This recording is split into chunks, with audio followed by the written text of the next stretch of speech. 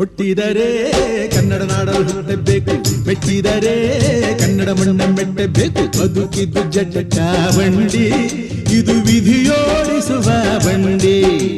ಬದುಕಿದ್ದು ಜಟಕ ಬಂಡಿ, ವಿಧಿ ಅಲೆದಾಡಿಸುವ ಬಂಡಿ. ಹುಟ್ಟಿದರೆ ಕನ್ನಡ ನಾಡಲು ಹುಟ್ಟಬೇಕು, ಮೆಟ್ಟಿದರೆ ಕನ್ನಡ ಮಣ್ಣ ಮೆಟ್ಟಬೇಕು.